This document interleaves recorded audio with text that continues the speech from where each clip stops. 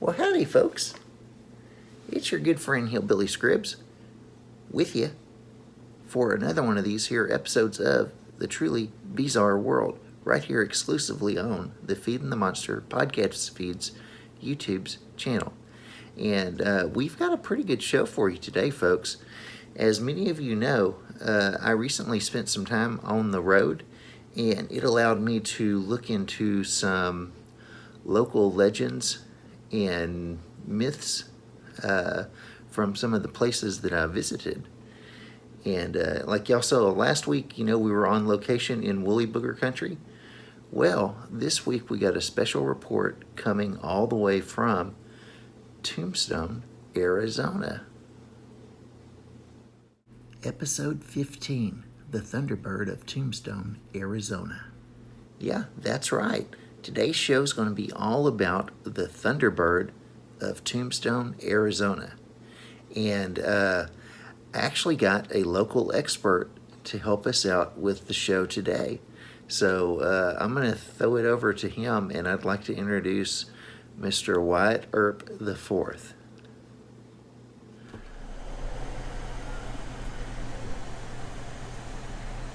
Well, how do you do? My name is Wyatt Earp IV, or as my friends call me, El Cuatro. My other friends call me Whiskey and sometimes Old Whiskey, so you can call me Ol Whiskey Earp. Now, I ain't no relations to the famous lawman. It's just, when I was born, my mama and my daddy named me the fourth on account of me being the fourth person they personally knew named Wyatt Earp. Now, I'm here to talk to you today about something that the Hillbilly Scribbs asked me to talk about, and we're going to talk about a little thing called the Tombstone Thunderbird. Now, the Tombstone Thunderbird kind of sounds a lot like little things that was talked about by the Native Americans. Now, there are several Native American tribes that have oral histories and legends and myths about this critter. Tribes including the Winnebago tribe, the Quileute tribe, and the Passamaquoddy tribes. And according to the Native American lore, this critter is a big, terrifying, feathered, winged beast. And it can shoot and project lightning from its eyeballs and make thunderclaps when it flaps its wings. I know, it sounds kind of like that Rodan cat from the Godzilla movies. Yeah.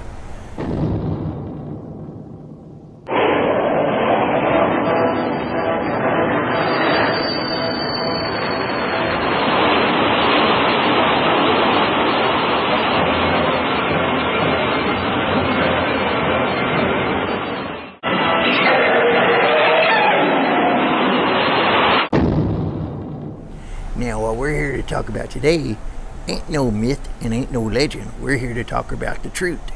Now, it was reported in the Tombstone Epitaph in April 26th of 1890 that a couple of ranchers seen this giant flying critter while they was out on horseback, and they was able to shoot it down and measure it and everything.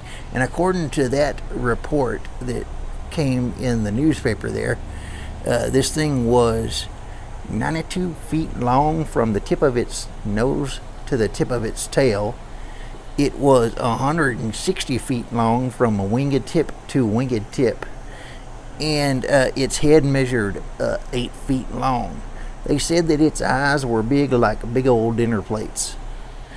And yeah, I know, right? You can't always believe what you read in them there's newspapers. Now, there was other reports that said this critter was actually only 20 to 30 feet wide from winged tip to winged tip. And that sounds a little more believable.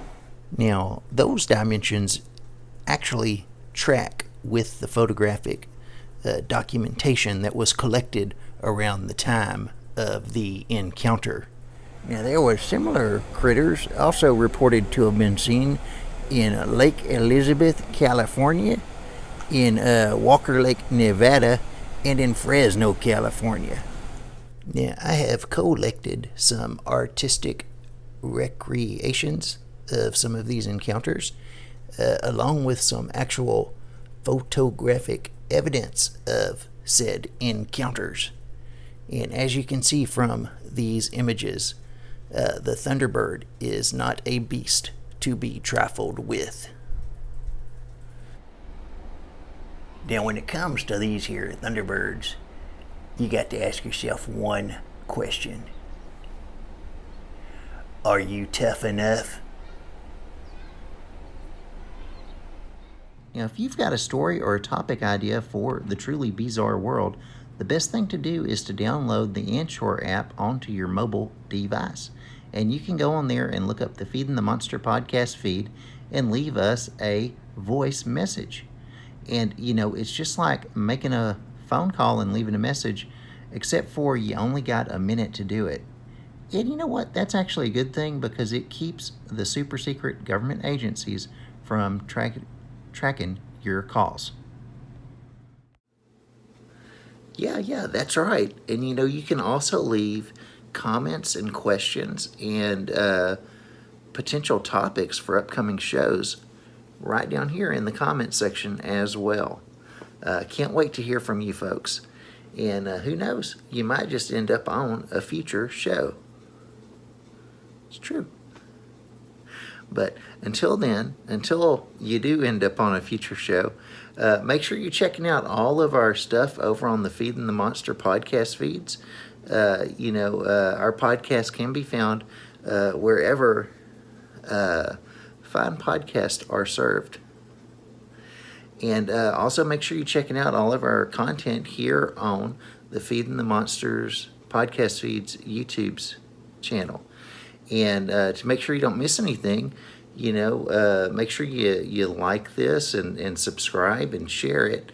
But also make sure you hit that little bell ding-dong, dingy icon thingy. Yeah, and that way you'll get a notification whenever we got some new YouTube's content coming out. Yeah, but that's it. Until next time, you folks know what to do. Y'all keep it real. Y'all keep it weird. And y'all keep it glorious.